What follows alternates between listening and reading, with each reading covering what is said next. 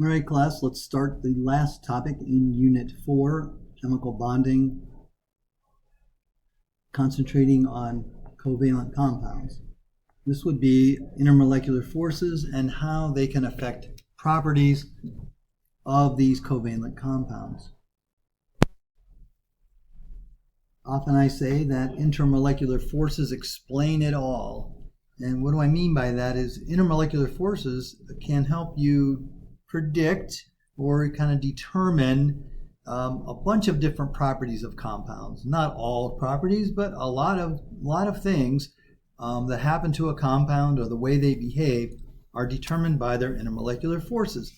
And so today we're going to go through a few of those and just kind of talk about their relationship to the strength of the intermolecular force. So basically, depending on what type of intermolecular force you have, how does that intermolecular force affect these different properties? Okay, so the first one we're going to consider is surface tension. You guys are all familiar with the proverbial belly flop in the pool. Well, why do you belly flop in the pool? Well, you've heard it's because of surface tension. Or, maybe you in middle school, you did an experiment where you took a glass of water and you tried to get a needle to balance on the surface of the water very carefully, right? Something like that. Well, surface tension, in a sense, is caused by the intermolecular forces between the molecules at the surface of a liquid. And so in a pool, water, it turns out, because it has strong intermolecular forces, hydrogen bonding between the water molecules, there is a great force of attraction between the molecules at the surface, and that intermolecular force holding the molecules together gives a resistance to try to break through that surface. That is the surface tension, and it's caused by the actual intermolecular force between the water molecules at the surface of the pool. So when you belly flop, and essentially you're hitting that all those intermolecular forces holding those water molecules with your weight, but your weight is spread out all across the length of your body. And for a moment, you will go through the water, right, and sink into the water. But for that moment, with the weight of your body distributed across the whole surface of your body, when you hit the water, those intermolecular forces take hold for a moment, then eventually you'll sink through. Whereas if you dive into the pool with feet first, you'll actually penetrate the surface of the water much easier, because all of your weight then is focused just on that small amount of area of your feet, and that actually puts all of the force of the weight of your body and allows you to punch through the surface tension of the water easier. But the bottom line is, with surface tension, the stronger the intermolecular force that's holding those molecules together, the greater the surface tension. So something like water, which has a stronger intermolecular force, hydrogen bonding, will have greater surface tension than, let's say, a hydrocarbon like pentane that we tested the other day. Pentane has intermolecular forces. It is a liquid. There's something holding it together, but there are going to be dispersion forces, and they are not going to be as strong as hydrogen bonding holding those together. Another property that can be affected by the strength of intermolecular forces are melting points and boiling points. So again, we talked the other day when we did the evaporation lab that molecules in a solid are held together tightly by their intermolecular forces at whatever temperature you're at. Liquids are still held together by intermolecular forces, but those intermolecular forces allow the molecules to, in a sense, slosh back and forth, still being held together. But when you go to boil, then of course those intermolecular forces are broken. Molecules with stronger intermolecular forces are harder to separate. Let's think melting point first. I have a solid. It has a strong intermolecular force. We know that the solid is vibrating with its rapid random motion at whatever temperature it's at, right? The reason it's a solid is because the intermolecular forces are so strong, those particles are being held together. But as you add energy to that, those molecules are going to vibrate faster and faster as a solid. And then at some point, they're going to reach a melting point, which if you add more energy, the energy will go to loosen the intermolecular forces holding the solid together. That loosening is melting, because now the molecules are still held together, but they're held together slightly looser, and therefore they can, quote, slosh around. Here they are, a liquid. Okay, now you have a liquid. You're going to keep adding energy to it. Its temperature will go up. It's going to vibrate faster and faster as a liquid. It's still being held together by its intermolecular forces. As soon as you, though, get to the boiling point temperature, then the next amount of energy added will cause those molecules to break apart. In other words, the intermolecular force that was loosened at the melting point will now break at the boiling point, and those molecules will become a gas. So then in relation to intermolecular forces, you can kind of see that molecules with strong intermolecular forces, again, they're harder to separate. And so it's going to take, the molecules are going to have more vibrational energy, and that means at a higher temperature for them to become loose enough to melt. And then as you increase the amount of energy you're adding, increasing the temperature, increasing that vibrational motion, there comes a point at which those intermolecular forces, as you continue to add energy, can be broken. That would be the boiling point. So if you have strong intermolecular forces, it's going to take more energy, so a higher temperature, to melt and boil. Molecules with weaker intermolecular forces, of course, are easier to separate, and they will slosh around at a lower temperature, so that would be the lower melting point, and also a lower boiling point. So here's an example of two molecules, water and then H2S, okay, H2O and H2S. We know that water has a very polar bond. The type of intermolecular force operating between molecules of water is hydrogen bonding, okay? It has a boiling point of 100 Celsius. Now, H2S is weakly polar, not strongly polar, but it is polar, and so it would exhibit dipole-dipole interactions with itself. And that dipole-dipole interaction is weaker, and you can see that its boiling point is negative 60, not just 60, negative 60 C. So when H2S reaches negative 60, liquid H2S will have enough energy to separate and become a gas, whereas water won't reach that point until you get all the way up to 100 C. So there's an example of how the intermolecular force present, especially in two molecules of similar size, will affect the boiling point. The third property we're going to look at is called solubility. And solubility is the idea of what dissolves in what. You guys already have an idea that sodium chloride can dissolve in water. All right, so you would say sodium chloride is soluble in water. Oil or gasoline will not mix with water. They are not soluble in one another. And so the intermolecular forces and the molecular polarity of molecules can help explain who is going to dissolve in whom. All right. Well, what's the general rule? The general rule for this is that and we use this as sort of just a mnemonic. It's really not what's going on. We'll talk about that in a second. But a general rule is like dissolves like. And the idea of this is that polar, this is what we would rather say, but to remember it, you say like dissolves like. Polar molecules tend to dissolve in other polar molecules.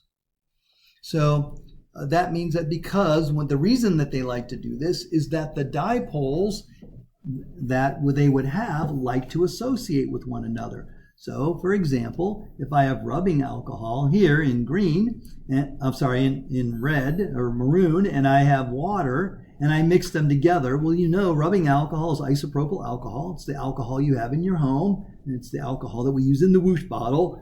It is soluble in water. This is an alcohol, so it would be polar. It would have hydrogen bonding as one of its intermolecular forces, and we know water has hydrogen bonding. And in a sense, what happens is these guys can form, when you mix them together, they will dissolve in one another because they will form those intermolecular forces with each other, and they will do it readily. Sugar. is a very large polar molecule. Sugar, it turns out, has a bunch of OH bonds, has 6 carbons, like glucose has 6 carbons.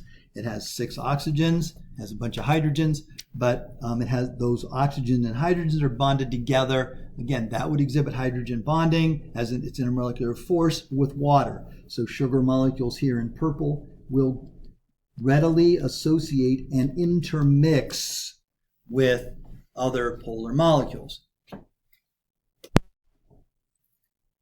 Next, nonpolar things like to dissolve in other nonpolar things. For example, oil is a hydrocarbon. Gasoline is a hydrocarbon. We know those are both nonpolar. This is nonpolar. This is nonpolar. If you mix them together, they will intermix. And again, and that's because they will gladly associate with one another via their dispersion forces that they exhibit, okay, and they will mix together. So we say like dissolves like. What we really mean is nonpolar things will readily dissolve in other nonpolar solvents, okay? Now, polar, though, does not like to dissolve in nonpolar things. And so what we say, the example of that is oil in water. Why does oil and water not want to mix together and dissolve in one another? Well, I kind of drew it down here. Those purple lines that you see, these represent the intermolecular forces, the strong intermolecular forces between water molecules. Okay, well, oil has some intermolecular forces between itself, but the thing is, the intermolecular force between water and water, because of this hydrogen bonding it exhibits, is going to be stronger than any force that oil and water would make. And so water, in a sense, would rather associate with itself than associate with the oil. So it's not that nothing could ever happen between water and oil. I mean, that would make a dipole-induced dipole force because oil was nonpolar, water's polar. But water would rather interact with itself. And so the water molecules hold tightly together, and the oil molecules, they just can't make their way in. If the oil molecules try to make their way in, then the water molecules holding themselves together tightly would then squish the oil molecules back out. And then because oil is less dense than water, it would float on that water. And there are other properties that intermoleculars affect: viscosity, osmotic pressure, etc. We will talk more about those in AP Chemistry if you decide to sign up for AP Chem. But for now, we're just going to concentrate on these 3 properties: surface tension, melting points and boiling points, and solubility. Oh, one thing I forgot. Ionic compounds. What about ionic compounds? Well, if you remember, we said that ionic compounds are so polar that we consider them ionic, right? So you remember in the continuum of electronegativity differences, ionic compounds are so polar, they're the extreme of polar, and we call them ionic.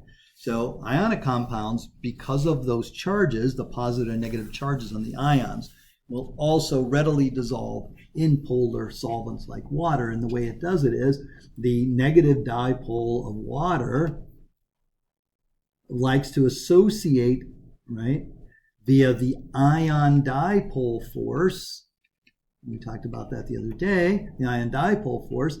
And then this water molecule, this negative dipole, then in a sense, the force of this tugs on the sodium ion and can eventually basically pull the sodium ion out of the crystal lattice.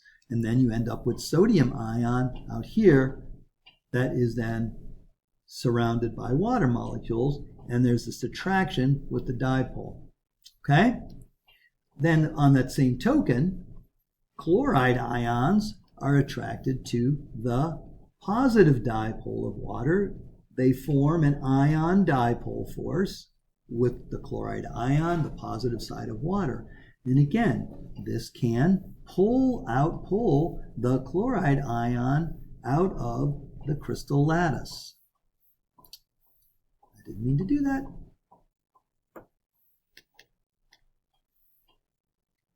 Just like that, okay? then you have chloride ion, and then that chloride ion is dissolved in water. And this continues to happen. So ionic compounds will generally readily dissolve in polar solvents. It's because those ions can form an ion dipole force, in this case with the polar solvent water. Okay, finally, we're going to kind of look at the relative strength of intermolecular forces. You know, we've already talked about this a little bit, but kind of putting it all in one place here and then relating that to those properties: surface tension, melting point, boiling point, and solubility. Okay, so when we talk about molecules, if molecules are again of a similar size, an individual hydrogen bond intermolecular force is generally stronger than an individual dipole force, and those are both permanent dipoles, they're always there, but the hydrogen bonding intermolecular force is stronger due to the larger dipoles that you see here. I kind of drew the dipoles a little larger to show the exacerbating the difference in charge from the oxygen to the hydrogen. Whereas a dipole just has a regular old run-of-the-mill charge difference between the ends, and so this force of attraction would be less than the force of attraction in hydrogen bonding intermolecular force. Then finally, London dispersion forces are temporary. I drew them very lightly, very weakly, because these dipoles come and go, and we would know, for example, bromine, when the dipole is there, they would stick. When the dipole disappears, because it's temporary, they would unstick, stick, unstick, stick, unstick, stick, unstick. And so you have this temporary force of attraction, the London dispersion force, and overall an individual London dispersion force will be the weakest force of attraction. Okay? Now remember, as we saw in our lab with decane has lots of London dispersion forces, though. All those little individual weak forces can add up to a relatively strong force. But an individual London dispersion force is in general weaker than a dipole, which is weaker than a hydrogen bond. Okay? And so looking at a summary of the effects on properties, okay, we can maybe scroll this up so you can see it better. All right. So when you're talking about surface tension, thinking about these properties, so I kind of do it like this. It won't all fit in the same screen, but this would be hydrogen bonding here. In the middle, it's dipole, and over here is London dispersion force. So here's dispersion forces, here's dipole, here's hydrogen bonding intermolecular force. So what would the effects be? Well, hydrogen bonding, greater surface tension. Dipole, kind of middle surface tension. Things with dispersion forces would have weaker surface tension, as we said. Again, next line, things with hydrogen bonding intermolecular force would tend to have higher melting and boiling points. Dispersion forces would have lower melting and boiling points. And again, dipole kind of in the middle. And then finally, polarity, solubility. Things with hydrogen bonding would be soluble in a polar solvent. Things with dipole would be soluble in a polar solvent. Things with dispersion forces would be more likely soluble in a non-polar solvent. Okay, so that kind of about wraps it up for intermolecular forces and properties. Now that's it for Unit 4. All right, see you, Honors Chem.